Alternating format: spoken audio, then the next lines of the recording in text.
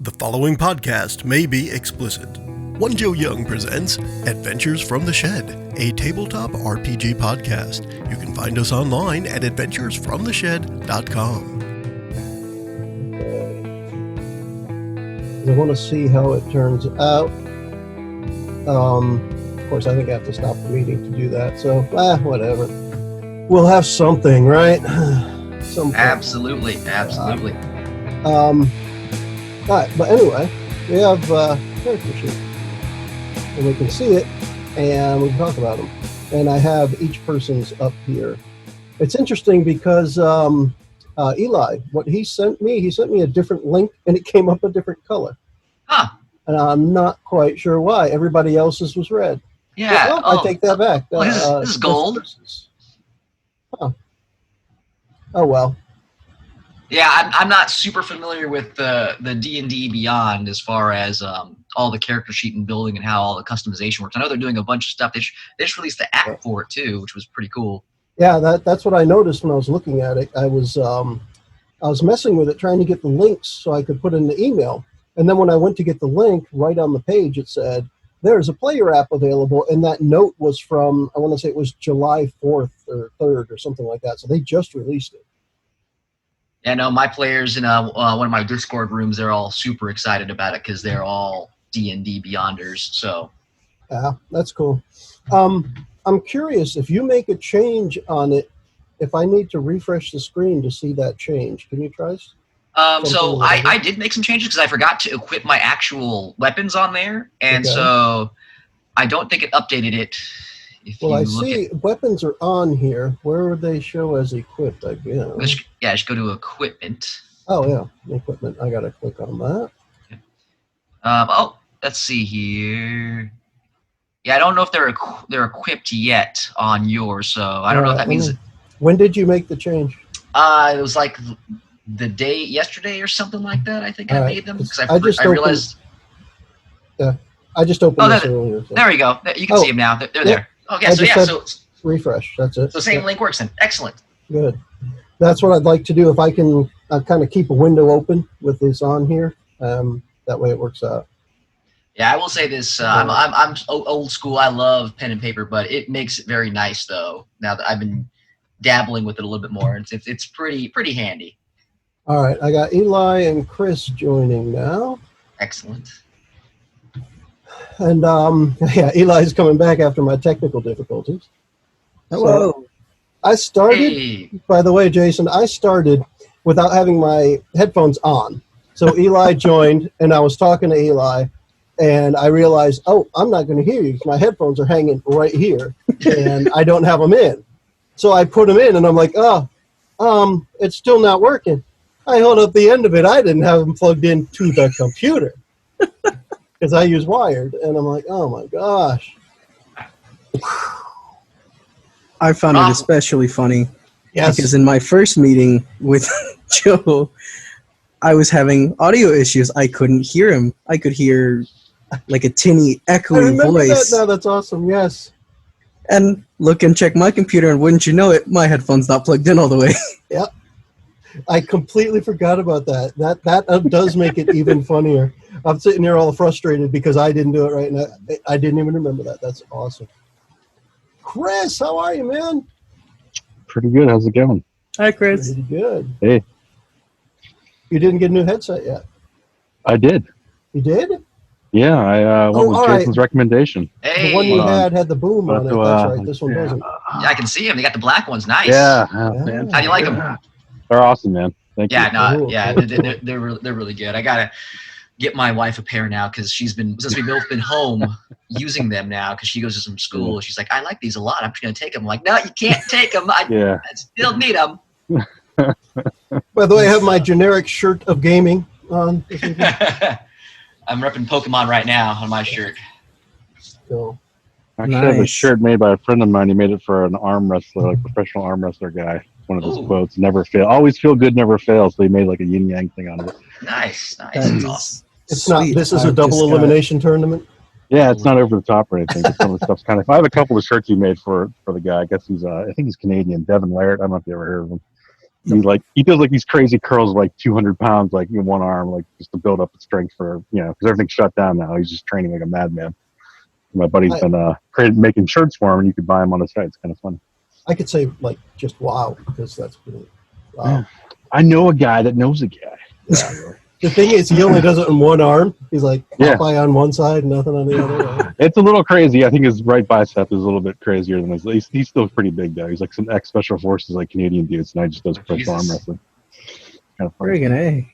Well, you can be ex-special forces, but he probably can't be ex-Canadian, right? Well, no, you can't. You can't help that. I'm sorry. There's some good guys. Like Russia's legally, cool. Yeah. But I also remembered too. I have my D20 hat. Yeah, sweet. Nice. So I can pretend to be cool for a little bit and then stop. Don't stop believing, Joe. All right, I'll try not to. I'll hold on to that feeling. So I'm going to try this share screen thing again. Oh, Eli, I got the black cup today, not the white one. Oh, it's not going to blend in with the background. Damn it! I forgot about the green. I came close to wearing a green shirt. I have a Star Trek shirt that's the old series, and it's like if you're familiar with the car repair manuals, it's like the Haynes manual for the bridge of the 1701A. That's awesome. Sweet. Yeah. But it's green. That could have been a whole next level DMing if you were just a floating head talking to people. Yes, I thought about that because I actually have another smaller green screen that I could just put around my neck and put in front of me. I don't know. There's so many different ways to mess with that. Turn yourself into I can never remember the name, but the hand and face from Star Trek 64, Star Fox. Star Fox 64, Andros. Andros, there it is. Oh, little glowing bits on the hands too. Just you see before you. That would be cool. So I'm going to try this screen sharing thing with the characters. I was doing this a little bit with Jason before you guys got here. The plan was actually to show Eli before I broke my audio. It happens.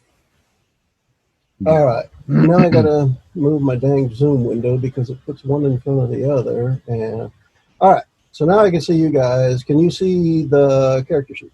Yep. Yes. All right. So that one is Bell. And then we have Abraxas, Guardian of the Universe. I don't know if you're familiar with that. What? No? It's Santana's second album. I know that for sure. Okay. You have to go look. It's some Gnostic term for magic or something. I don't know. It's very mysterious. But I always like that name. You have to go look this up now, Chris. Abraxas, Guardian of the Universe. It is a movie from either late 80s, early 90s. It stars Jesse Ventura as Abraxas. So it's good. Does it have like an awesome Flash Gordon soundtrack, Abraxas? The movie itself is so bad that the guys from Riff Tracks, which was the guys from Mystery Science Theater, they actually have their version of it on. It's probably better. It's on Amazon Prime actually, and it's hysterical. Yes. There we go. Yeah, but it's Abraxas. Up this weekend. That movie poster though, rocking some mad New Hope vibes. Oh, did you look it up? Yeah. Oh, cool! I should do that. Yeah, I got to see this. Is it Guardian of the Universe? Guardian of the Universe, 1990. Oh, there's a good one. Oh yeah. That's not. This is the one I was familiar with. This screen. He's got it's on eBay. He's got the porn mustache and everything. Awesome. That is beautiful. That's a relic. So let's not worry about characters. Let's just watch that. Let's stream that and watch that together here on this instead. We can set up session one another time. I'm just gonna be like, hey, my name's Abraxas. Call me Jesse. Call me Jesse. The other thing, and I'm going to get back to this for a second, just for a second. Though we'll get back to the other thing. The thing I noticed with Jason, we were talking earlier that if you make a change on your character and I refresh this, I get the change. So the same link works. So Jason had changed what he had equipped, and when I refreshed, it showed that the stuff was equipped. So you can see the crossbow, the daggers. Nice. So that's a good thing. Yeah, it was weird because it changed. I think it changes the link every time, but I assume it goes to the same place. It's kind of weird. Yeah, I I think understand. they probably generate a random link each time you click it. It's almost like with Zoom. If you don't have a subscription, you get a random number every time that you do it. But Right. since I had the subscription to go longer than 40 minutes, we have the static number. Like I have the static number. I'm just saying Yeah. words now, apparently. Fancy. Those are good things to say, I guess. All right, so let's go back here for a second. All right, so we're here. Hey, we don't know when Randy's going to join, but that's okay because we expect. I think at least, and you guys He tell said me if I'm 10-ish remembering minutes, this probably wrong. a couple minutes ago. Okay. Yep. But yeah, you can tell me if I remember it wrong. But Randy was pretty much saying he could join at 8. So as part of, yeah, now I can see Randy Flake. You're good. He can join kind of whenever he wants. Going on with that whole idea of this is the way an RPG tabletop group works. Yep. Nobody arrives at the same time unless you're carpooling, right? You're going to have people showing up at different times. Same thing with an online meeting. But we can start and finish earlier or later than we originally planned. So I usually schedule this meeting now. I'm going to at least going to start scheduling it. I'm Englishing awesome tonight. You guys just let me know when I can improve. I'm going to have start it, but we're setting it up from 7:30 to 10:30. The realisticality, that part. Whew, we probably won't start at 7:30, and we probably won't end at 10:30. We'll probably start a little later and end a little earlier, but that's okay. It doesn't have to be a strict, tight schedule. You get people there, you show up, you start talking like we have about Abraxas, Guardian of the Universe, and Call me Jesse. well, Mr. Ventura. Spelled like Kyle. Spelled like Kyle. It's actually, but with all eyes. What? No. How's that work? Is your middle name The Body as well?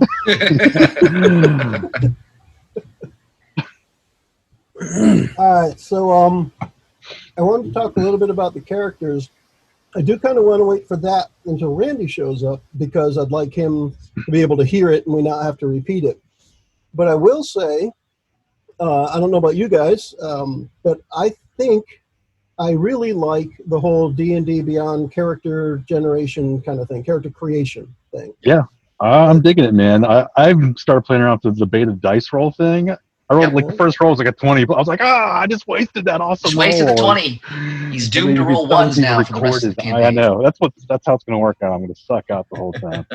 All right, so you got me on that.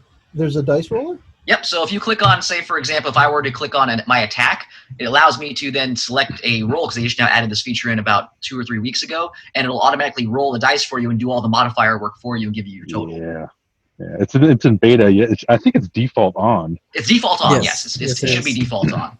Huh. I was messing around with it for like my stat checks and saving throws. It's pretty neat. Yep. The die itself is a little hard to read, but it gives you the Yeah, it just gives little you the number and a though. readout. Yeah.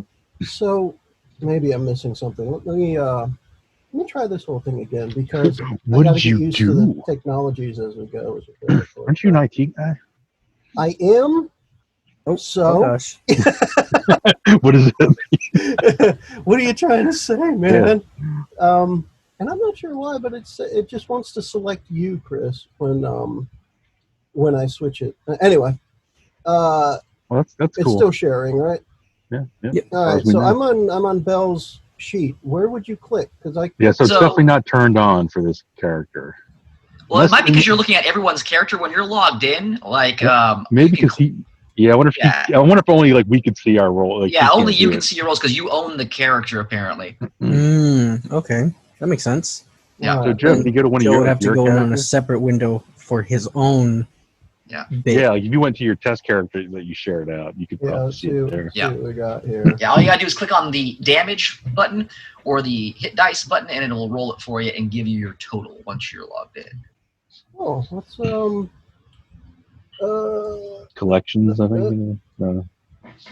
Collections will take it to your It should be character. under your name, under the Joe Young. It should be under there, and then you can click on My Characters. you guys. Crazy. This is the one I think I finished. I actually messed with 2 of them. Yeah, and then just Okay. click on the hit dice box or the damage box under the attack, Yeah, I'm gonna roll the die for you. and it should roll the dice. There he goes. Oh my god. And then you can do and it'll just line them all up, and you can clear out your list of Yep. like hits and damages. It's pretty cool. All right, now I'm very curious if, now that I'm signed in, if I refresh this page. No, it doesn't. Okay. Yeah, because it's, Yeah. you don't It have would be any cool character. if But they that's let cool. me. Yeah. But that makes me wonder, since I think I have it set up so other people can share too. If you just shared a small window and click the die, would we be able to see it? Try. Maybe not the die rolling because it seems to just throw it anywhere on the screen, but the readout seems to be in the same space. So maybe just a little share screen Yeah. there. That could be neat. But I guess it I keep depends thinking of how- how are we going to figure out how to do the dice, but if that works, that could be something.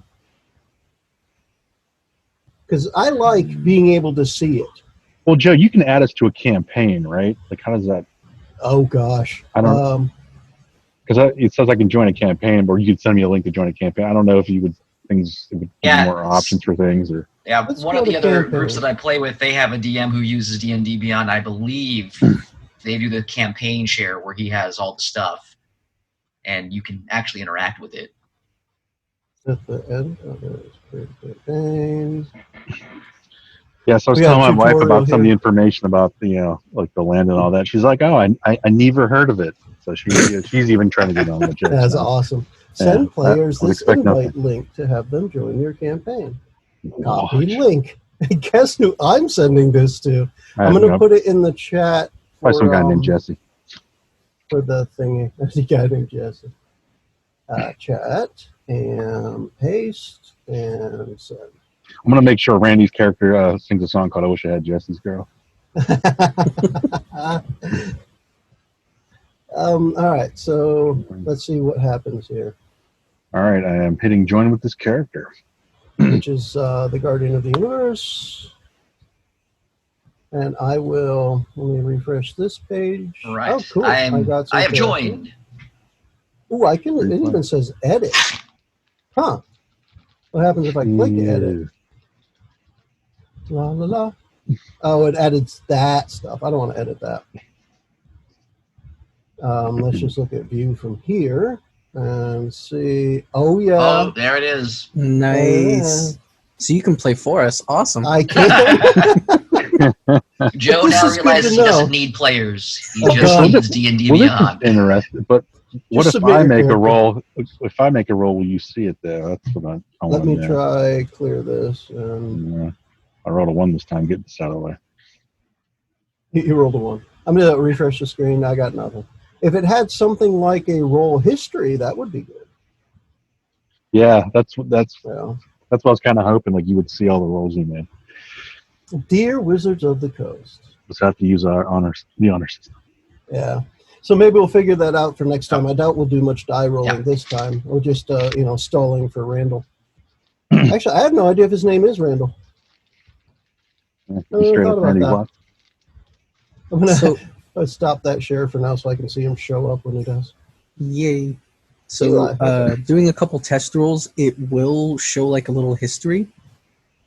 So under the roll, it gives the die you use, the Oh, yeah, but values, I think the I total. don't get to see that history, I guess is what I was looking Yeah, at. you'd No. have to. That would be, It's a personal yeah, okay. personal. Yeah, it's still history. in beta, so who knows? They might be working on doing that exact kind of thing. Yeah. I had given up on this a while ago because the D&D Beyond stuff was really cool for 4th edition. I liked it. It could make you a character sheet with all of the cards, power cards. Different people called them different things, but anyway, it was your actions, the things you could do. And it was really good at putting that together. When you printed it out, you could actually cut them and put them in little card sleeves, and you could play the game with your information in front of you. I really liked. And then when they went to 5th edition, I know there was a lot of people saying, myself included, saying, all right, I'm ready for this for 5th edition. And I believe it was 3.5 or 4 years almost before they actually had something that they started presenting publicly. And I like I said, I had given up on it. And then I saw D&D Beyond as an app, and that app is the reference app where you can look at the OGL stuff and the player's handbook and what have you. But it was only when I went online that I went to D&D Beyond and said, oh, that does have a character thing. Why don't they have that in the app? And then, like you and I said earlier, Jason, well, they do now. They just released that app. But yeah, it's pretty cool. All right, cool. I like that. I'm very cool with it. I like the idea that everybody's character sheet is formatted the same. I can just quickly look at the passive information, the perception, the wisdom, etc. No more needing to ask your players, well, what's this stat again, and then suddenly make them too paranoid to play proper. And you still could if you really want to. Yeah, you don't need to. I still like the random roll a d20. Tell me what you got. Oh, it's perfect. Yeah. What am I rolling for? Don't worry about it. Just Don't worry about roll. it. Just roll. Just do it. I'll let you know if it does or doesn't happen. That's okay. Just write a little note that just says "smile and wave." Yeah. I don't think I've done that. I like that one.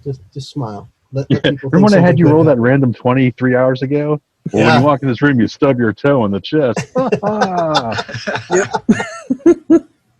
I've done that a few times where it's early in the session or even midway through. Just, hey, can you roll a whatever for me? And just like only until the end of the session do I tell them, all right, so you failed your, this is older edition, so you failed your fortitude save earlier. So turns out you now have pneumonia. Ooh. Congrats. Don't need a ventilator, buddy. And they're kind of used up right now. Hey, speaking of which, congratulations again, Mr. Arizona, for having the highest infection rate in the country. I mean, it's not easy. I mean, it was hard. We worked at it. We've really been working hard at it here in South Carolina, but you guys got us beat by a little bit. Yeah. Dang I it. think you wouldn't have that with the dry heat, Kind of weird. Texas is going to have to do a Everyone lot better. thought, if we hey, want to when be it's number 112 one. degrees outside, it's going to kill it, and it didn't. So, Well, too many friendly people. What did you say about Texas, Eli? I said Texas is going to have to do a lot better if we want to take that number one spot. Oh, gosh, they're yeah. not too far behind. Florida But had it's one of their worst days, too, just recently. It's the fact that we are behind. Well, you can. What is it? You can travel farther in Texas than it is to go from like New York to Miami or something like that. You can drive across Texas in the amount of time that it takes to get from one end of Europe to the other. Nice. Yeah, Texas is big. I've had to drive through Texas a couple times. It's not a fun drive. No. Houston to El Paso? That's the best part of any road trip. No. Oh, it hurts my soul just to say it. So that was sarcasm. Yeah. Okay. I was gonna say you got to tell me why it's so great, but apparently it's not. I mean, the tacos are cool. The tacos are good. Tried to say cool and good. I'm English very good too today. Yeah. So we got.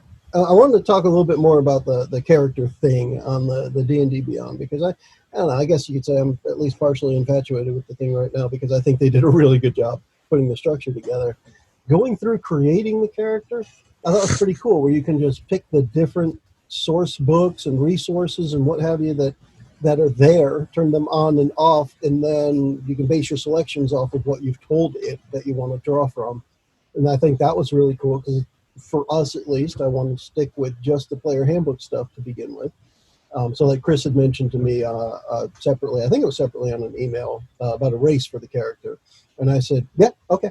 And it turned out he wanted to do a Dragonborn Paladin.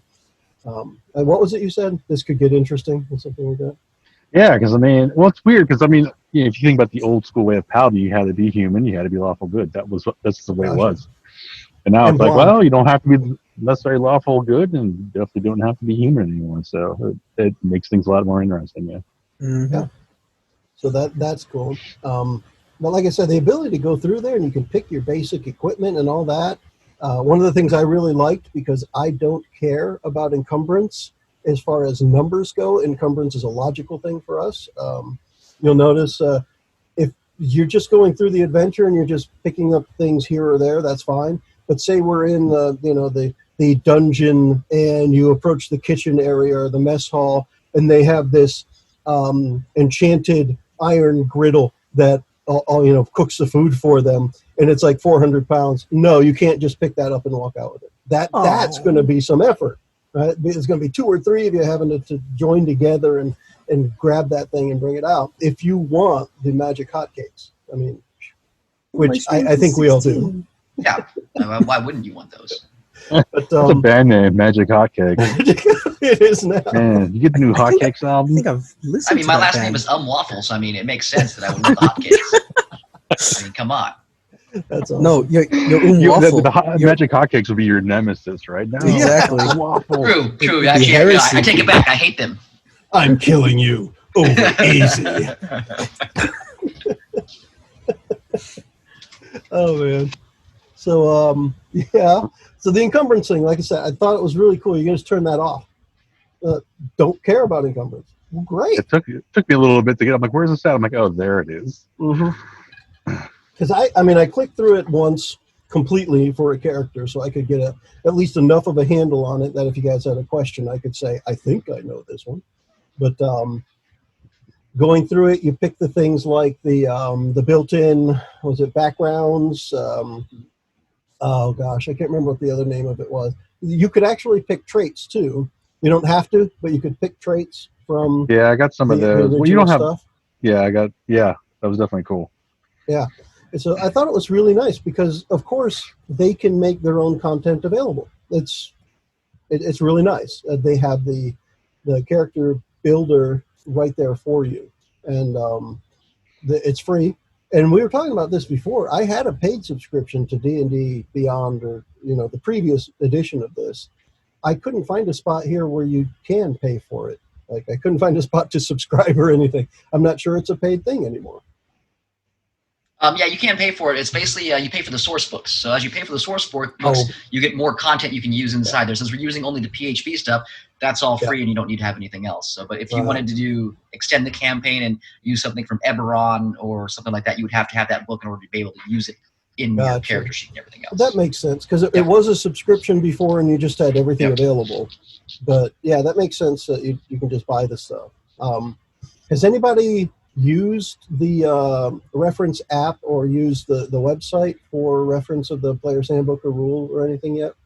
I have not. Because we are going to be doing some referencing as we go, and whether that's somebody with their player's handbook right there and they just want to look it up, or if you've got the PDF or used the D&D Beyond stuff, that would cover most of it. Because as we go, most of the time, if I don't know it, I'm just going to say, does anyone know how this works?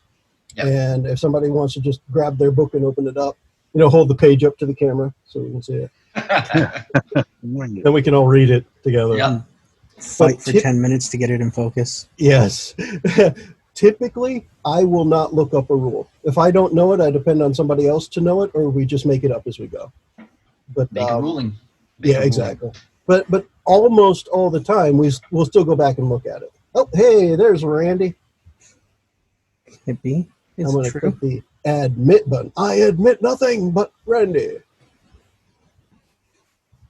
So is there anything else you'd like to admit to the court? Randy, I'd like to admit Randy. Randy is Exhibit A.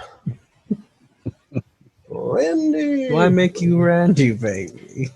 There he Randy is. Connected to audio. Randy connected to audio. Hi, Randy. Hey, guys. Sorry about that. No, that's perfectly all right. We were just talking about you almost the entire time.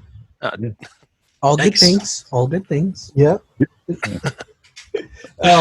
We admitted you into the court is what we did last. And you're here now.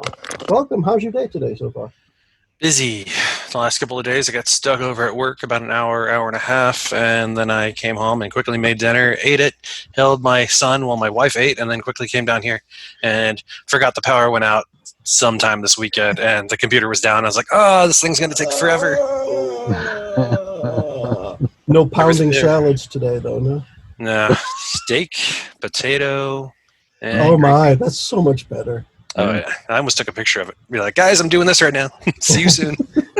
See, now, steak eats salad. That's why steak is better. Oh, yeah. It's like paper covers rock kind of thing. Right, steak yeah. eats Exactly. salad. Right. Makes sense. I mean, the energy that was in the salad is in that steak. So really and truly, you are eating Technically, you're secondhand salad. It's So true. you're good. secondhand salad. That's also a good band name. That's cool. Is anyone here a vegetarian? I'm just curious. No? That's cool. All right. Is anyone going to play a vegetarian character? Or Speak a vegan now or character? forever hold your beef. Randy! I can be vegetarian. Yeah.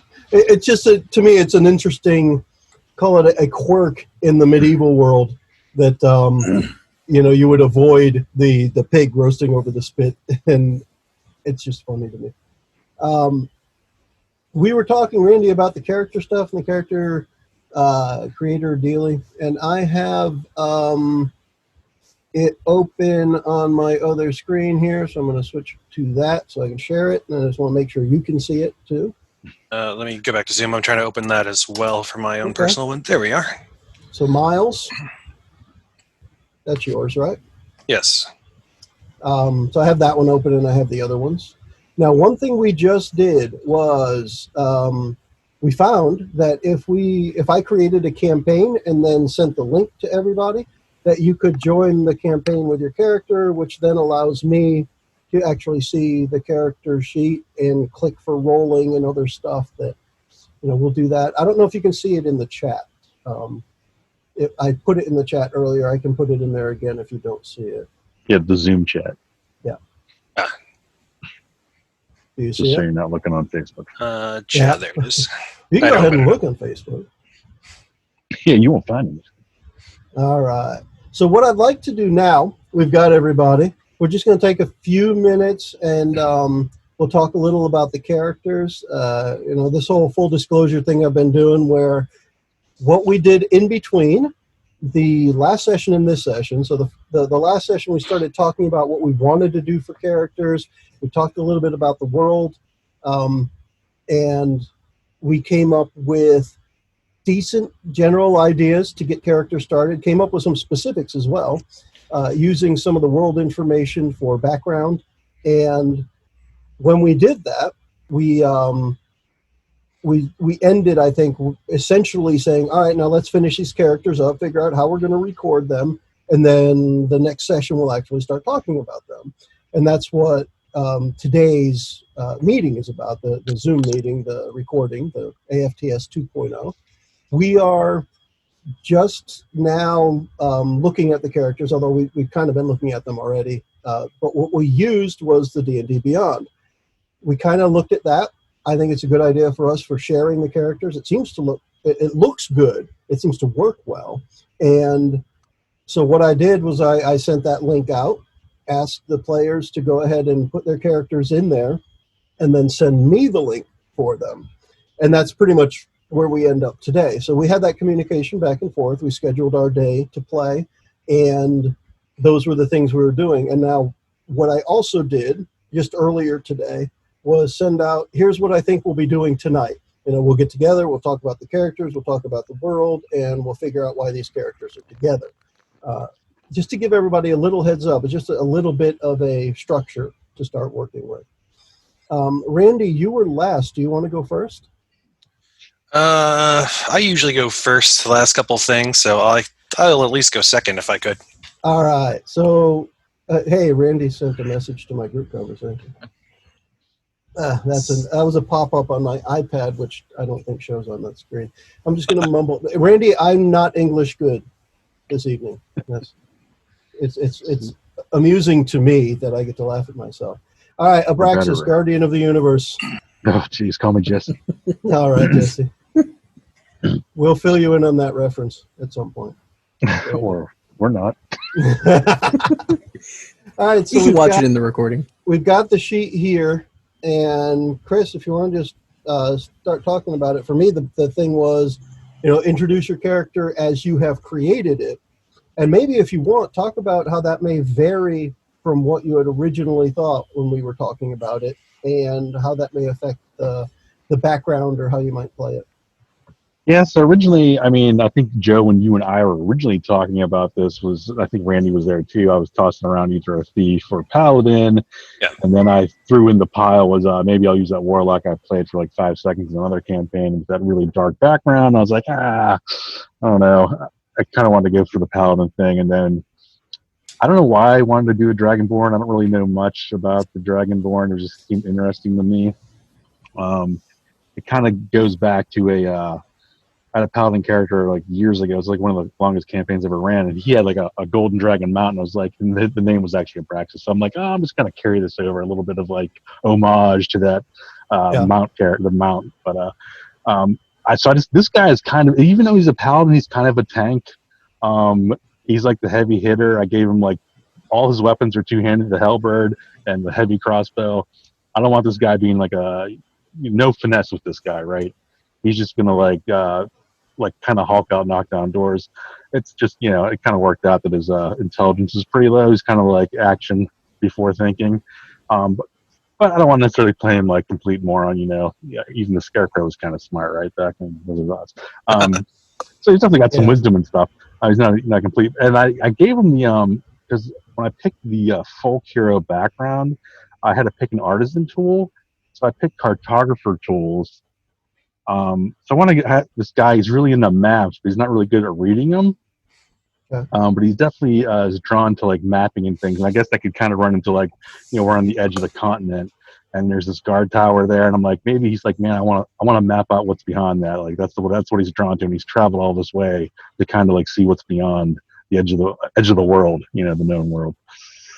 So that's kind of what I'm going for on that piece. But yeah, this guy's just basically the tank, even though I guess he's our only healer technically. But he's kind of like, there'll be other ways to heal. He is the brute squad, right? To say. But he's I don't want to complain like complete Hulk smash or clobbering time completely, but he's definitely a man of action. So one of the things he's a man. He is like, even though he's Dragonborn, he's a man of the people. The whole folk hero background thing. Definitely a commoner, So one of the things I'll mention with when it comes to that, I've told you guys, you pick whatever class and character you want to play because that's going to be the best one for you. One of the things that I like to do, a lot of GMs, DMs have different approaches to it. Some will fill in a gap with an NPC. Some will fill in a gap with, part of an encounter, who knows what. What I like to do is I like to fill in gaps with equipment. So the way I'll look at it is if nobody has healing, then there will be healing potions at every vendor you go to. They just may cost something that, something important to your character. You may have to give something up to make it a good balance. But I'm not going to make it so you just can't heal and have problems all the time, or have a pocket cleric walking around with you that I have to play. I won't do that. I'll fill in the gaps usually with items so that you can continue to play your character and not have to worry about some kind of little sidebar or something like that. And Eli, when you said yes, I do include magic items too. So you may have, like the Dragonborn may have a shield that does like a cure wounds once a day or something like that, right? We'll find ways to make sure that none of the important pieces are missing from the party. It'll just be a resource similar to if, like I said, if there was a cleric there healing you, the cleric can only heal a certain amount of times, right? And based on their level and all this stuff. And it'll be a similar thing with the equipment or items, that it will be limited in some way. So it's not just heal all the time.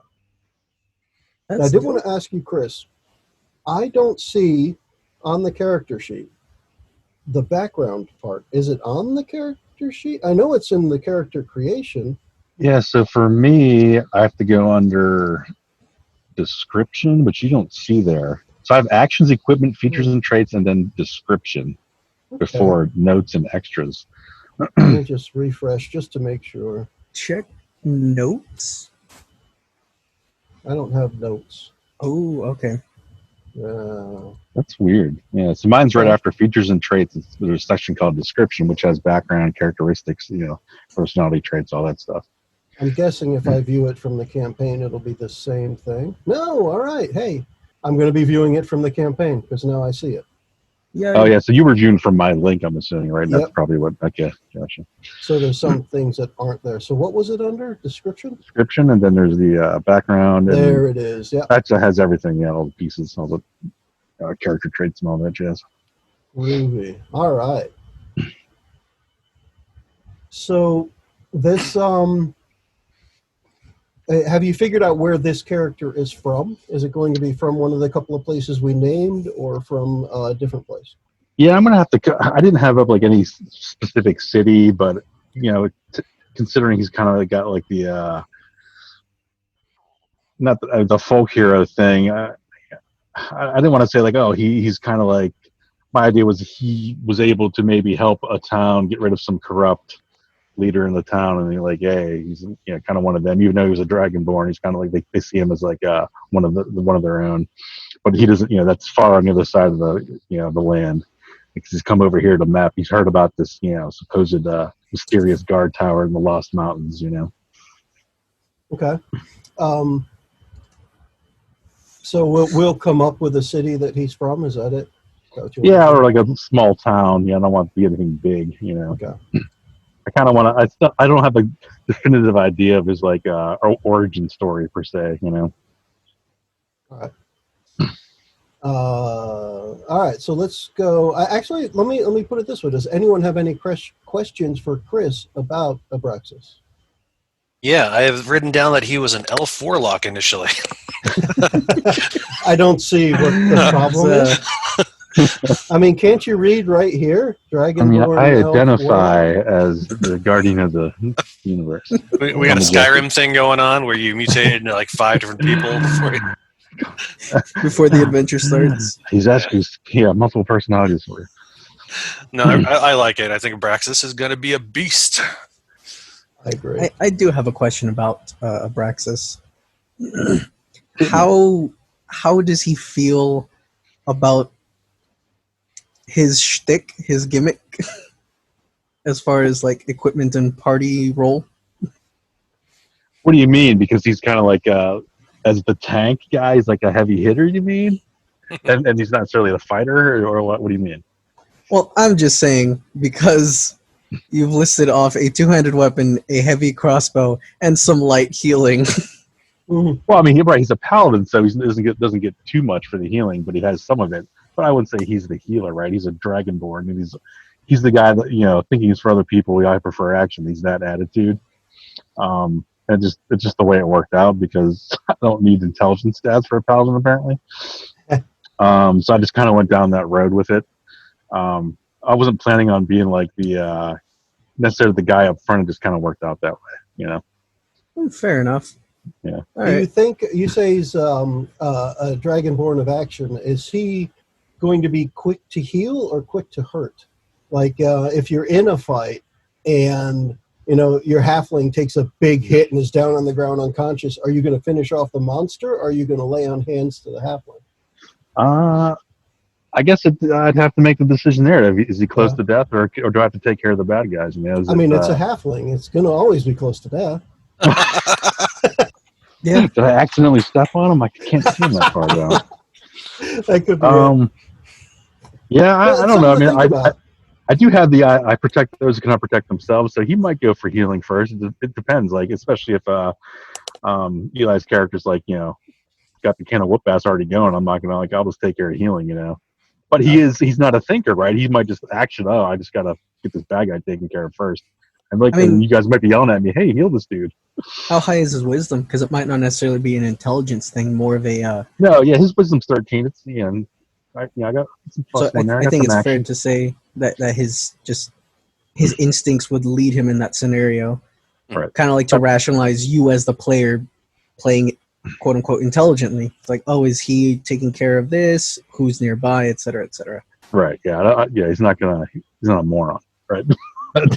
He's not going to be investigating any cases right now. He's the scarecrow, not the cowardly lion. Right.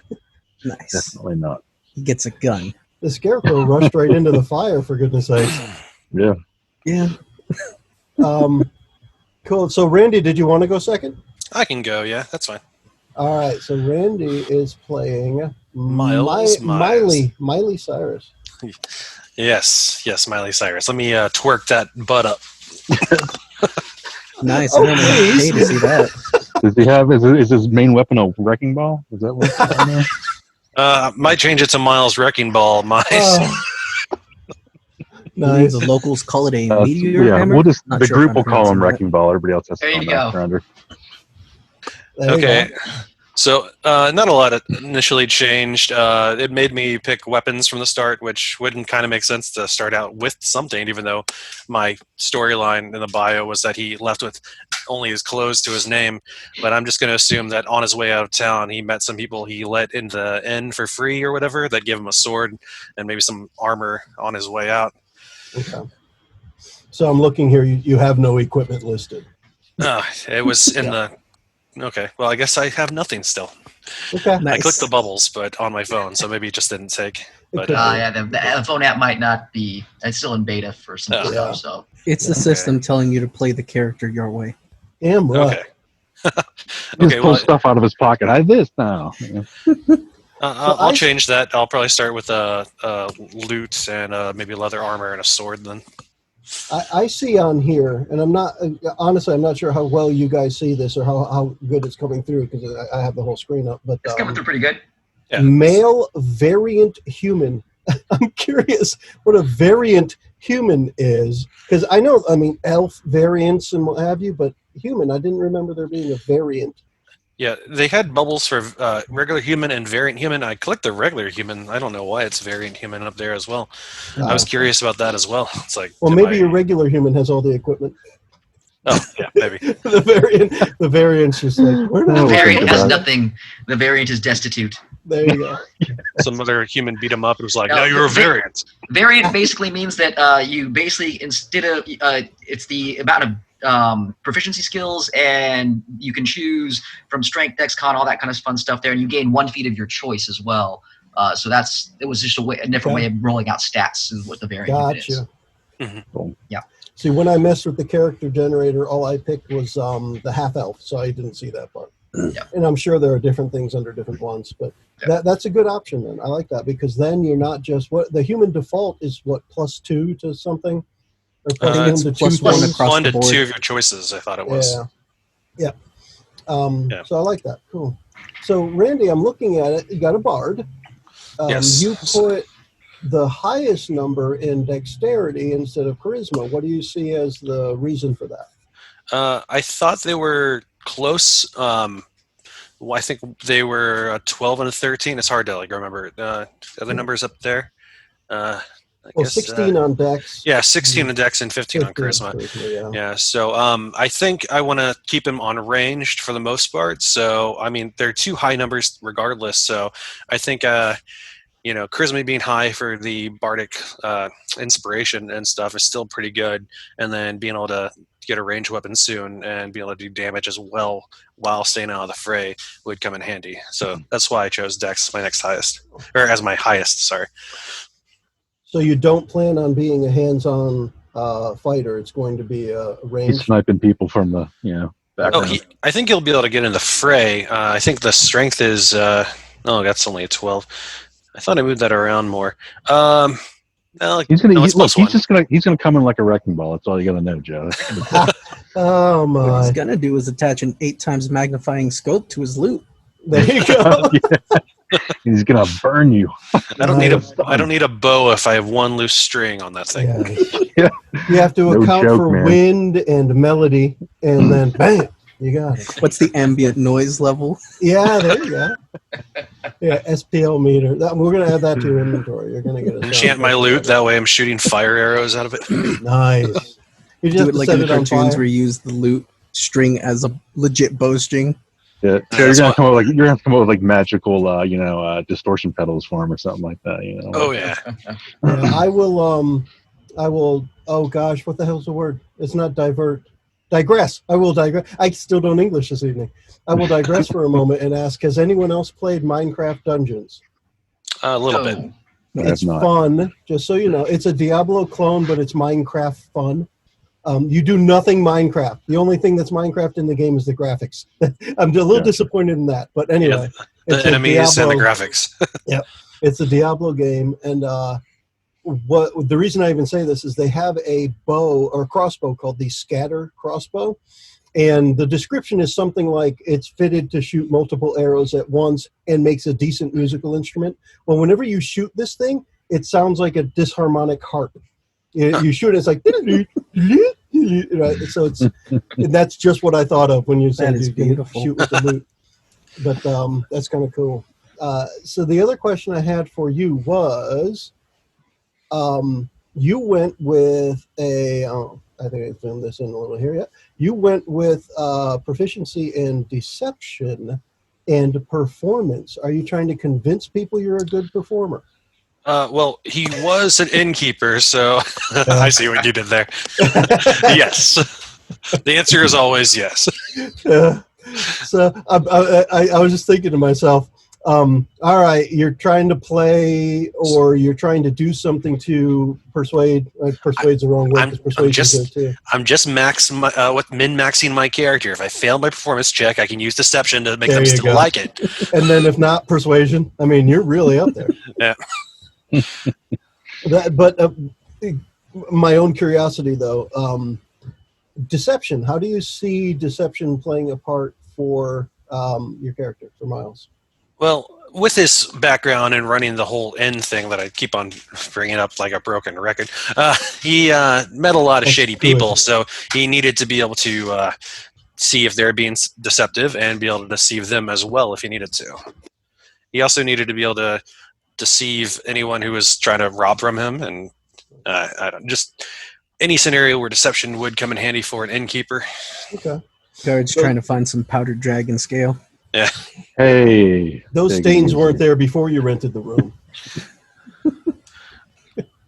So say sword 10 times. Say most of his rooms were full with people that weren't paying, like what the background was, and the guards wanted someplace to crash. He could deceive them into knowing that the rooms are full, and they would not question him if he succeeded. So his buddies could stay. You did type the background in as ex-innkeeper. That's cool. Yeah. Cool. Does anyone have any questions for Randy's Miles, the wrecking ball axe grinding? Is it Miss or Mize? It's Mize. Mize. I might change it to a Z. That way it makes more sense. Miles, Mize. Yes. Eminem. We don't choose our names. So you're still going off the whole stuff got poisoned, you took the rap kind of thing. I couldn't think of anything else in this amount of time. So. No, that's fine. Yeah. It works for why he left. It can vary while we go too. Your background isn't written in stone until it's said in the game. At that point, then what you say is canon, but anything you've written down and haven't said yet doesn't make as much of a difference as what you're about to say. So if we start and you lie about that, right? If somebody says, "Aren't you the innkeeper who poisoned everything?" and you say, "I don't know who you're talking about," well, we can get into deception right away, right?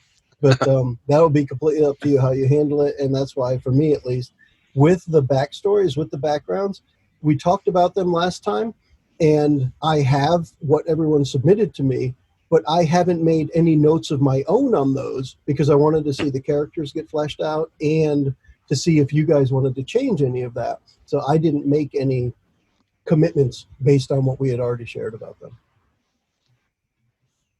Cool. All right. Who's next? Awesome. I'll take next. Eli. Erethmus Siegfried.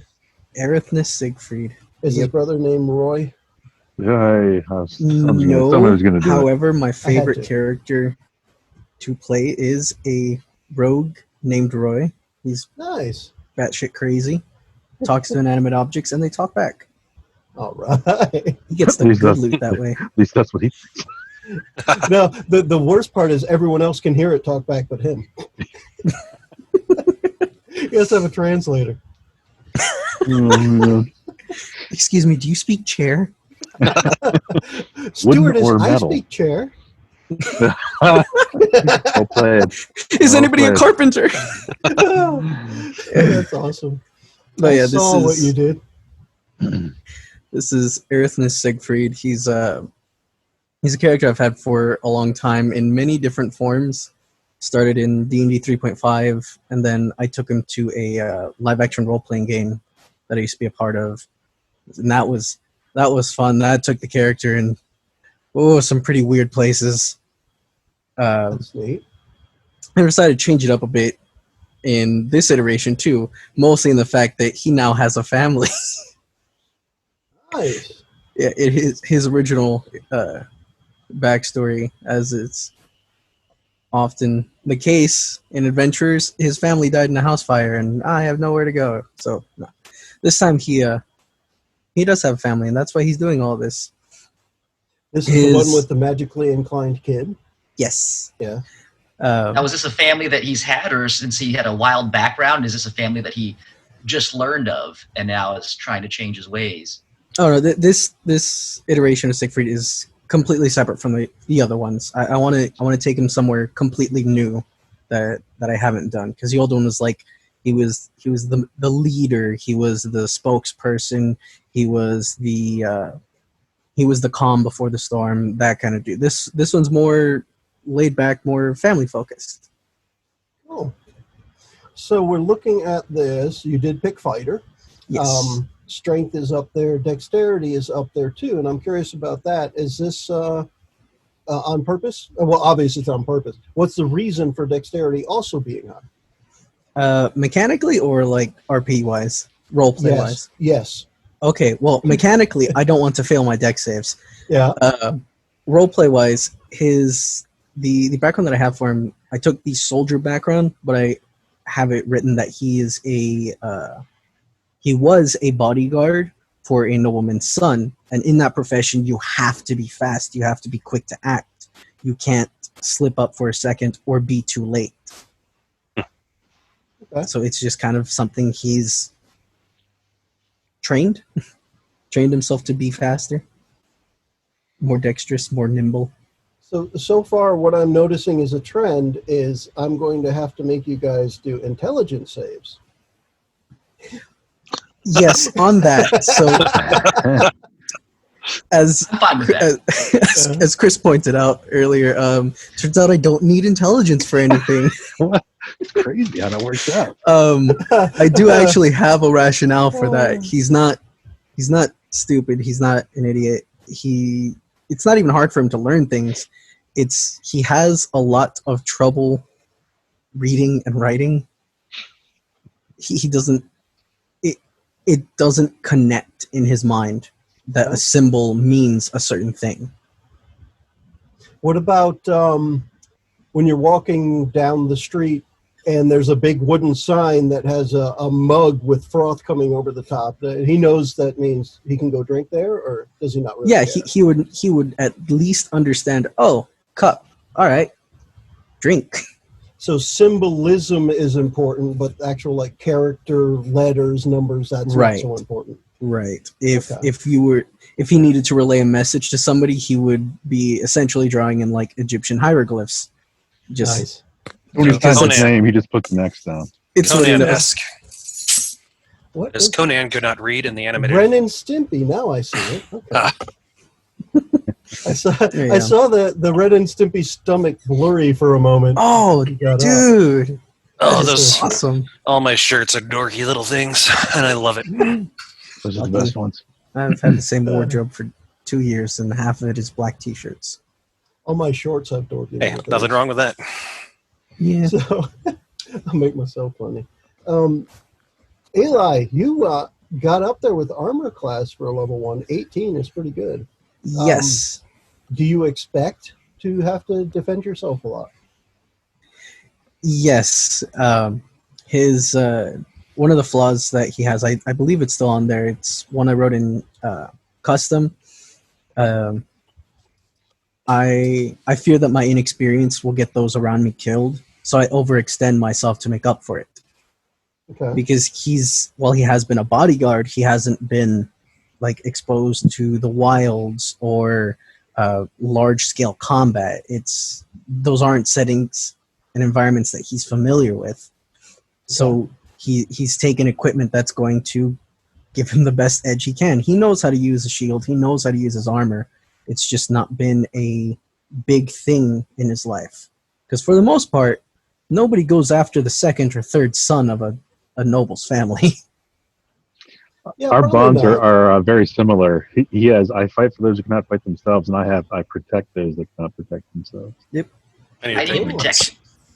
Yeah, I took that bond specifically with his child in mind, because who can't fight for themselves if not babies? Yeah. Although they certainly can get a lot of attention. Their Oh, yeah. screams are just, oh my gosh. Randy, Yeah. how's the baby going? He's doing great. So far, so good. Knock on wood for now. I had to ask because I was just talking about baby screaming, and I haven't heard yours. So that's good. Big house. All right. Yeah. Where you are. Nice. The what was it? The neighbor. You're in the neighbor's house or something like that. Rented hamster, whatever. Oh yeah. The jokes we Hamster had was last back. time. Yeah. So Yeah, they're not home right now. Shh. I did have another point I was going to make when we talked about the intelligence thing. So passive intelligence or investigation, that one is low. And what I think, I haven't clicked to look yet, but what I think is that Belle is going to have a little bit of intelligence. If not, this is going to be, Yeah, with investigation, Interesting. that's probably the thing, right? Yeah. My investigation is when the way I view it is perception is you're noticing something without trying to notice it. Investigation is you're following clues to see where they lead. Oh no. Yeah, and that's the way I look at it. So perception is just like you hear that noise, you notice the rustling in the leaves, whatever it may be, and then investigation is I know there should be footprints here somewhere. I'm going to look for them, and I see footprints. Now I'm going to follow them and see where they lead. Anyway, that's the difference for me. Does anybody have any questions for Eli about Erethnus? What's your kid's name, unless you want to save that for a reveal? Oh, it's something that he would be willing to admit in conversation immediately. Leonard. Leonard. Okay. Leonard Siegfried. Was the nobleman was that from the city of Malagar? Was it that big city near us or someplace else? That was Okay. the big city, yeah. So Malagar is the big city that's near us. However, I didn't want to be from Malagar. I haven't really thought of where to be from, but He went there for the universities, right? I was trying Yeah, to get his kid involved. Colleges. so yeah, like, that's right. for personal business, he would have been there to look into the colleges. For professional business, he would have been there escorting his charge, making sure business deals go fine and whatever. So he's familiar with Malagar, but he's definitely not from there. Okay, yeah, so it's not that noble family. All right, cool. Right. Right. I can't remember if we were going to, it's all up to you, but I can't remember if we were going to say you were related in some way or not. I thought that may have been part of the previous conversation. And again, it doesn't necessarily matter, and it is up to you. It's Oh, not no. canon yet. Right. The related. I don't remember any talk about people being related, but I do remember talk about Siegfried or Erethnus interacting with Belle. Yep, I messed up your tuition. That's Talked Probably. about that. Yeah, So, I work here. I'm Yeah, pretty sure, sure that you're the reason that I think that I have to get 15,000 gold pieces just for my Probably. child to get enrolled. So it's Nice. going to be a long adventure, and it's all your fault. Isn't Yeah. it? Yeah. That's fine. That's Well, I don't know. With this character generator, you can just go in and type 15,000, right? That's true. Yeah. I mean, right It's now, funny. but I mean, in my experience, if I were to do that, the DM could say, "Hey, look, there's been a sudden rich person tax. If you have Yeah. 15,000 gold It coins, would. you've got to give it all up." The cutoff is 14,999, just so you know. Yep. You're safe right up until, Yep. and then bam, it hits you. Although I'm Dragonborn, should I have kind of a dragon hoard of treasure somehow, like a small Oh gosh, hoard? yeah, perhaps? you have the world's largest pocket lint collection. Oh, different colors. Well, Dragon that's up to scale. you. It's not even lint, right? It's like dragon scale, Nice. whatever, just pieces. Like old scrapings or something. It's like a foil ball, but it's gold dragon scale. It's pretty cool. Do Dragonborn shed like lizards? I would imagine they would a little bit. I'm molting. You think he's laying there sleeping, and it's just his previous skin. He's Yeah. off somewhere. Sorry, how I guys, ambush- it's that's just how I a little ambush dry people. out here. Got him again. Tricked you. So Eli, I saw stupidity on your shirt. I didn't see what was underneath it Oh, because you just made Stu- the stupidity is not a crime, so You're you're free to go. Nice. Nice. Everyone's shirt game is strong today. Everyone's shirt game is very strong. I haven't seen yours yet, Jason. Mine is Pokemon. It's Squirtle. Oh, yes. All right. Dude, that is awesome. Squirtle! Squirtle and his whole line are my absolute favorites. Portal. Oh, he's the best Gen 1 starter. Best starter. Undoubtedly. Bulbasaur is for No. Bulbasaur. So, No, you are not right. You have been shot down. Although Actually, go get my Charmander shirt. there you go. I actually did a Squirtle greaser, like 1950s greaser cosplay at a convention I went to last year. It was a lot of fun. Oh, hell yeah. You got the big old shades and everything?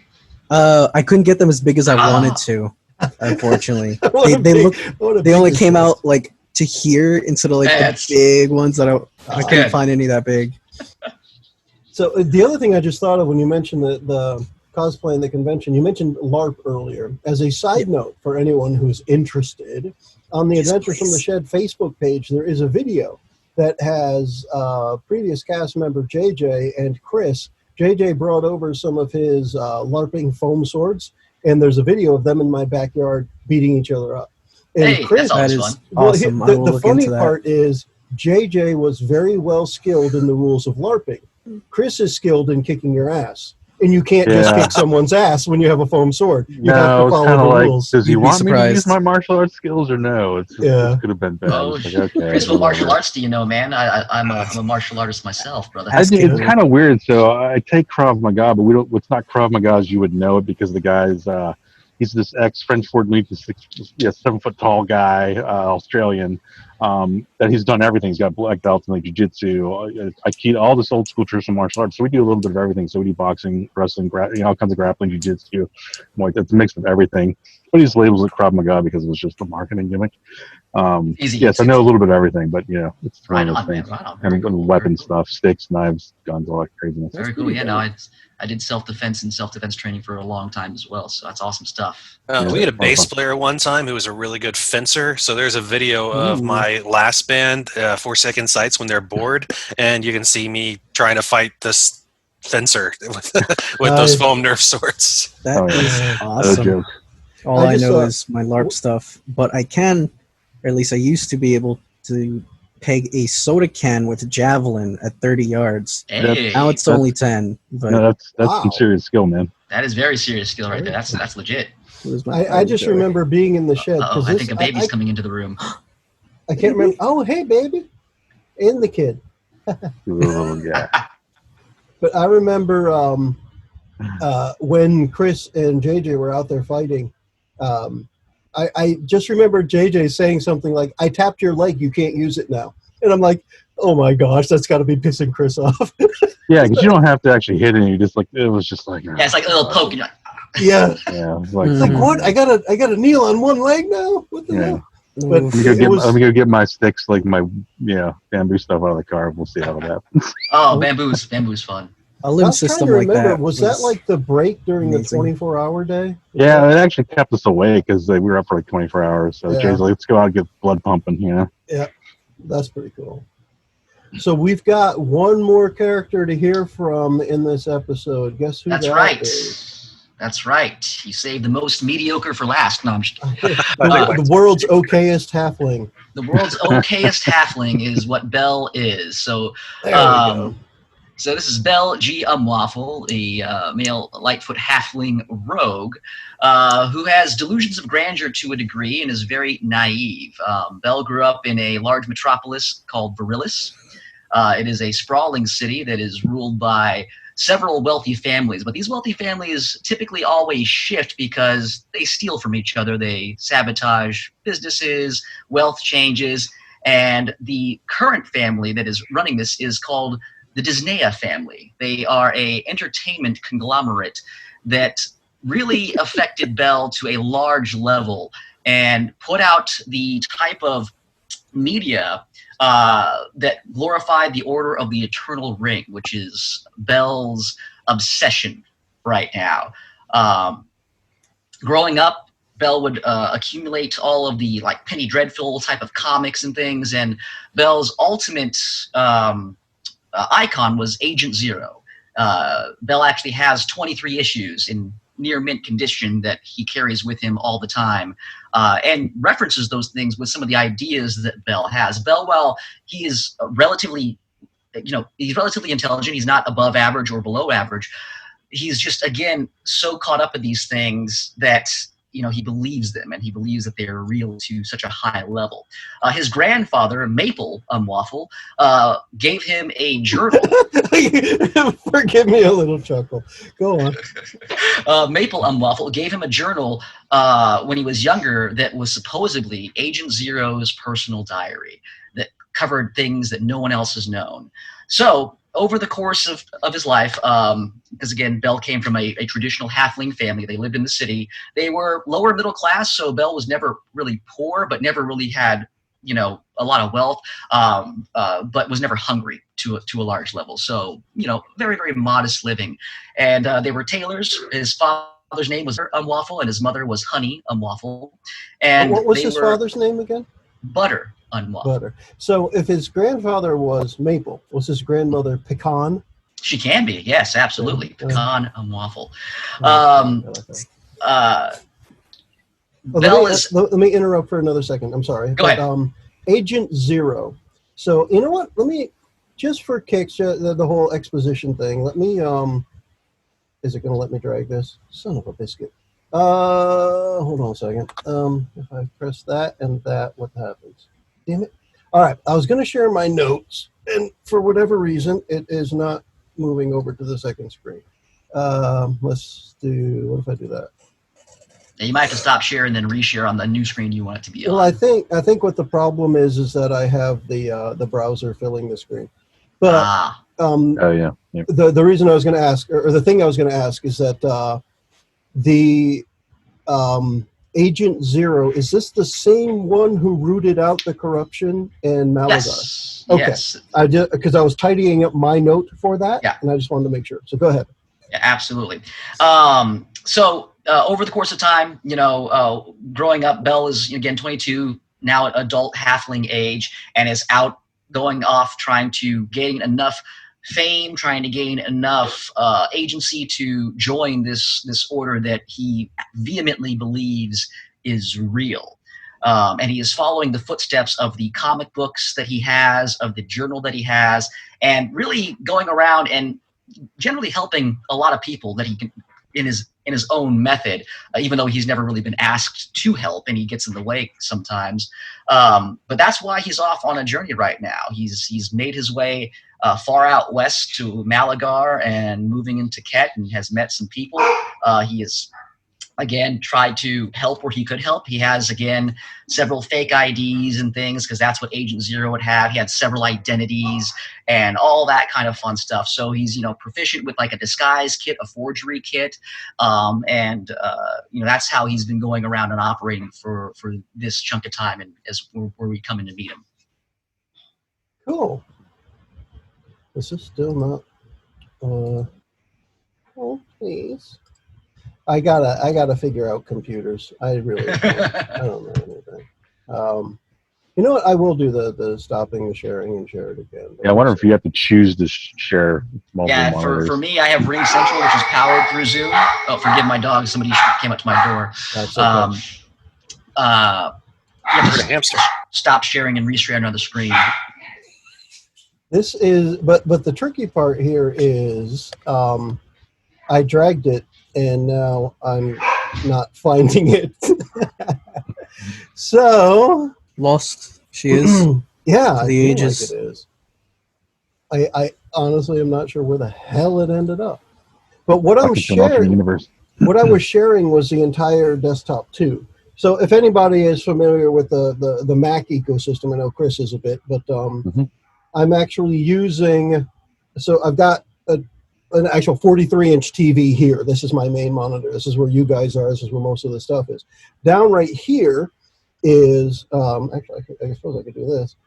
It's an iPad that is using Sidecar on the Mac. So it's a second screen. Yep. And what I was doing is that's what I'm sharing, so I can actually use the pinch and zoom and all that while I'm looking at you guys up here. Well, the tricky part about that is I dragged the notes to what I thought was the second screen, but now I can't find the damn thing. So I'll have to figure that one out. I'm going to close. Oh, hey, there we go. I had to close it and open it back up. Let me go back to sharing. And this is, again, just the whole idea of the I think Randy's sending us a secret message. The exposition of what's going on. So this is just the notes that I had from our last meeting. And can you guys see that now? Yes. Yeah. Randy is a tool. What? Did I put that on there? You're going to have to add it now. But this, so, and again, just to let people know how some things work, well, for me at least, the notes I keep are kind of minimal. I look for the key parts of what somebody says. And you'll see right at the beginning here where I put, this is essentially what I read to you guys. That's all I had for a description. Then we came up with the name Ket. Mm-hmm. And then we talked about, why are you here, whatever. And then the city near the cat, we came up with the population, the people. And this is where I was asking you, Jason, about the agent. Because I had put here his idol, that agent had passed through Malagar and helped root out corruption. And when you were saying Agent Zero, I'm like, I need to make sure this is the guy. That's the guy. That is all the right, guy. Cool. All right. So let's look back at, let me see if I can get the character sheet back open again, because I know I had at least one question for you. Yeah. Actually, one of my first questions was, so you're the one with the high intelligence at zero. At zero. But my save is +2, so, Bell is very naive, but when things happen, if he needs to, that makes, he can save himself to a degree. That's how I kind of figured it out as far as why it would be there and, why he would be the way he is to a large level. It's not that he's smart. It's just he's read these comics so much and Yes. seen so many of the stories written down. Oh, this is just like issue number 72. He's seen the live action plays in Virilis. He's seen all these things. He has all the collectible items. That's just how he is. Cool. That I like that. So low strength. I think he's the only one with a not positive modifier for strength. Yeah. So where do you see Agent 00.5 when it comes to battle? What's he going to be doing? Well, it depends on the battle because learning from what he's learned from Agent Zero, Agent Zero would be able to evaluate and attack. If it had to be something of running in there and delivering that blow, he would do it. If he had to, again, try to talk his way out of a fight, that would be also an option. If he had to blend in, Agent Zero is one of his sayings is, hide in plain sight to a degree. And, that's how he operates. So, I feel that Bell will get into some pickles potentially, depending on how he evaluates the situations. But Bell also is smart enough that he might just jump behind, the two tanks, and try to direct things maybe a little bit. But as far as combat goes, he is very, very investigative. He's very, very. I will fight when I need to, but he's going to try to use that charm that he feels he has and his ability to read situations to make the best kind of outcome.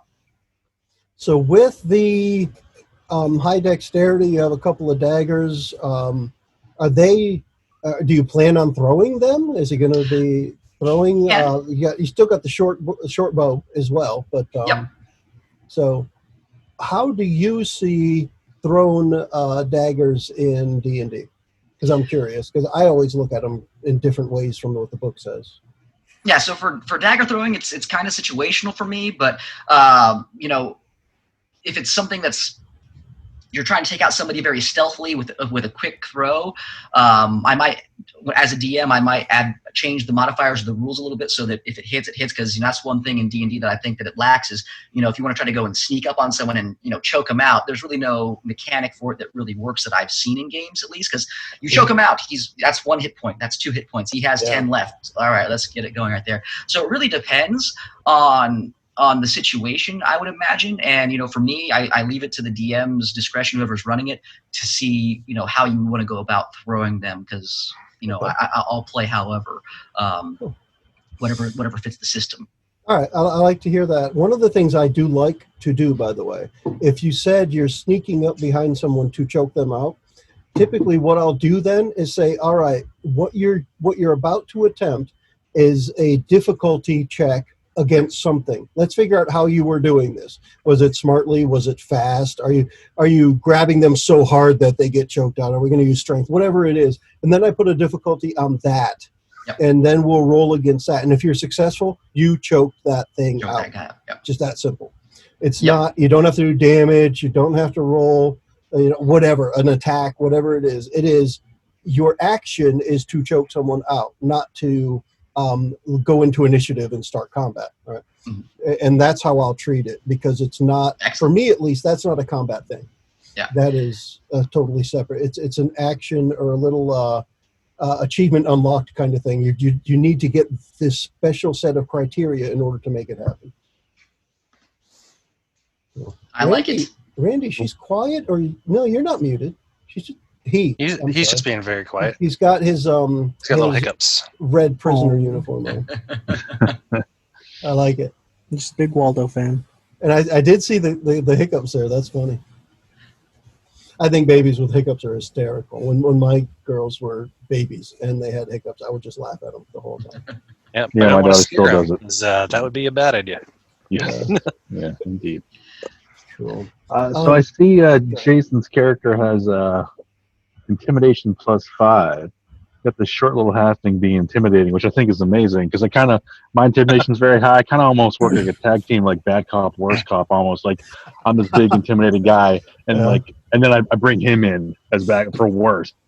I bring the little guy to make it worse. Absolutely, I think that would be hilarious. Hilarious dynamic. Being able to successfully interrogate or intimidate somebody is an agent's, one of the things that makes them who they are, being able to do those kind of things. So I put it in there because I think that could be some fun role play, and I think it's something that Bell would definitely have done, practice being the art of intimidation, even though he is a halfling who's 2 feet 11 inches tall and weighs about 32 pounds. Yeah, I think the partnership, that would be an interesting dynamic between the 7 foot tall Dragonborn guy and the 2.5 foot tall half. That would be amazing.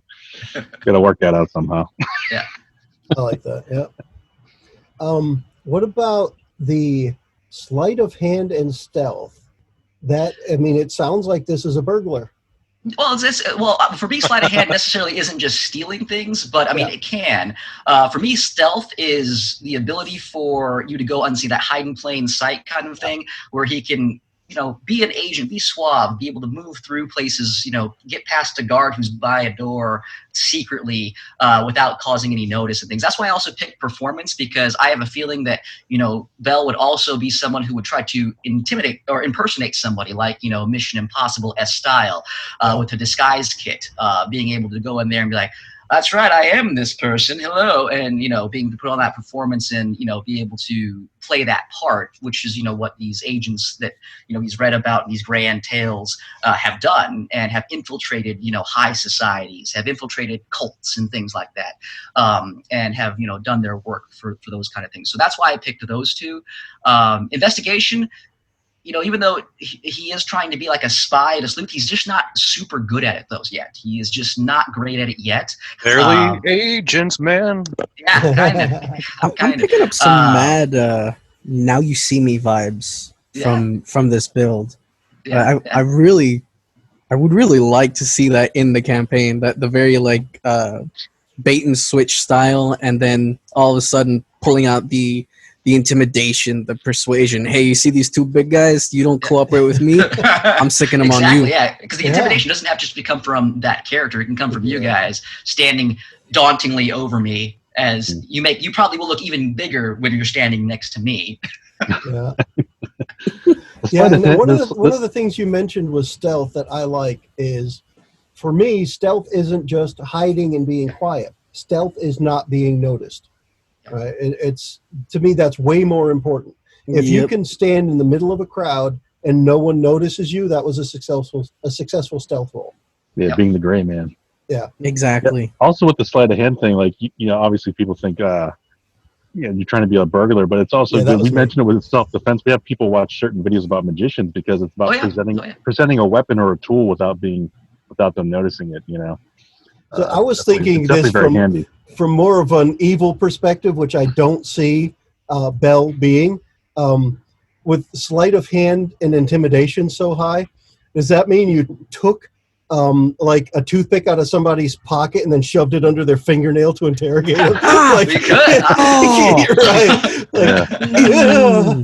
That was an issue number 12, I think. In Yes, I guess Agent Zero would probably do that. Yep. Got the bamboo reeds underneath the fingernails. Yeah. Yeah. Yeah. Ooh. Wow. I'd honestly rather just be cut in half with a great axe. Yeah, just Please. Yeah. And Yeah. quick. stab me, man. Come on. And Make then it short and sweet, man. Just get it over with. his charisma is high as well, which makes me think that the way you were describing him, where it's almost like he blunders his way into things, he's charming, so people tend to believe his blunders. He is. So he makes mistakes, but he's so personable to a large Confidence level is high. that he can confidence his way out of things to a high degree if he needs to. That's how he survives, quite honestly, because he's gotten into some pickles in Malagar, doing the things that he did, getting Siegfried's tuition bill very high and stuff like that. But he confidenced it, and Siegfried now believes he has to pay 15,000 gold. Yeah. I wonder if Miles knows Siegfried because he needed a place to crash or whatever. So, but we can get into that some other time. The tuition is actually 12 copper. Just it's 12 copper community on college. a weekly quote unquote basis. So like for the year, it just comes out to like a handful of gold. Anybody can attend. If you do well, that's your own deal. Yeah. Well, the more you talk about this agent stuff, the more I'm seeing. Y'all ever watch that show Chuck? Oh yeah. I haven't, but I heard good things about it. Yeah, I've watched like the first Krasinski? couple seasons of it. Yeah. Yeah, I have not. it's very much that. He's doofy, doesn't know what he's doing, is kind of thrown into this whole secret agent business, but you know what? It works, and everybody loves him. I like that. All All right, so I'm looking at this as we have a good amount of content for this introducing the characters episode. I like it. We've talked about each individual character, some of the highlights, and I wouldn't say necessarily lowlights, but some of the things they're good and not so good at, might be the way to put it. And talked a little about how they may act in certain situations, which is good because then we start to build on how the characters may act, not necessarily the players. Because, for example, I don't expect Miles to walk through the world carrying a baby boy. But that's not to say he won't. That's what his loot is. His loot is his baby boy. There you My go. kids are all grown up. I don't need to carry around an infant. There you go. I already got a halfling following me around.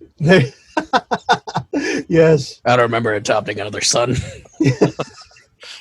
Cool. I'll disguise myself as your son, and then we'll just continue going forward.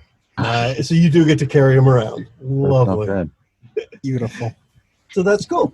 Does anybody else have any other questions or thoughts for this episode before we wrap it up? Eli. I do have one thing that I would like to put onto record that I forgot in my character explanation. So, D&D Beyond, when you go into your feat selection, it only offers up the grappler feat for whatever reason. Apparently, that, as far as I've been able to tell, I looked at it and a lot of other people had the same issue. So I don't have the grappler feat. I took Magic Initiate. In Session 0, we were talking about, let's see, maybe I can give up parts of being a fighter for some minor magic, but I decided instead to go Variant Human to take that feat. I took the Druid spell lists. I have Mending and Produce Flame as cantrips, and Cure Wounds as a first level spell. Cool. I like the idea of mending when we were talking about your kid might be breaking stuff with his magic outbursts. Yep. So mending could help. Yeah. Yeah. All right. Oh, and then, for me, too, real quick, speaking of equipment here, I was going to see if it was okay with you, Joe, if I switched from a short bow to a hand crossbow. They do the same damage, and I figured something more than an agent would carry rather than having a bow slung over his shoulders. And I think that would be fun. I think based on his size, it would probably look like a toy. Yeah. And I mean, hand crossbows aren't A very little- large anyway. Yeah. But one that fits him, either he's using a regular one and it looks like a light crossbow, or he's using a miniaturized one and it shoots toothpicks, right? There you go. Absolutely. Yeah. Right into the fingernails. Yes. The fingernails. On a crit, it's in the fingernail. Oh man. We got it now. I'm cringing. I'm still twitching, but yeah, cool. I like that. Yeah, so go ahead and do that. What I would ask is, Eli, you mentioned that if you could just put that in the note, type a note in on the character sheet. Yeah, it's there in my actual character notes. Yeah, I remember seeing it. uh, I remember seeing it because I was like, how do you get it in there? Description, in notes, the actual Yeah, notes so I'm tab. looking at- Oh, feat, magic initiative. Yeah, okay. So to that point, I'll take a second and show this again. But yeah, so I just did not scroll down far enough. It's right there at the bottom. Yeah. That where you typed feat, magic initiate druid, and you put your cantrips right there. So that's great. And anything else you can think of that the character generator does not account for, then throw that in a note somewhere. Put it so, because obviously I can see them now. So this is going to be huge for me. You've got your notes, and as long as you're okay with other people seeing them, meaning other players, put it in there, because then I can look at them as you wrote them, not necessarily as I interpret them. And that can be very important. I do have my own notes, but it's good that I didn't have to remember which cantrips you took because you typed them right in. Huge bonus. Yeah. All Any right. secret notes will just go onto the computer itself, not onto the sheet. All right, cool. And you can you can send those to me if you like. Oh, absolutely. And speaking of, when we talk about the technology thing again, last thing before we wrap up, remember in the Zoom chat, there's a way to send a chat to just one person. The thing is, if they don't see that little pop-up, just let them know. I sent you a chat. And then we can all wonder what the heck it was about, because that's cool intrigue. Smile and wave, boys. Yeah, there you go. But on that, we'll wrap up this episode of Adventures from the Shed, and I can click this button to stop sharing and remember to see each other. Hey, and we can all. Hey! And now that we can see each other, we can all say bye. Bye-bye, baby. Until next time. The preceding podcast was brought to you by onejoeyoung. You can find us online at adventuresfromtheshed.com.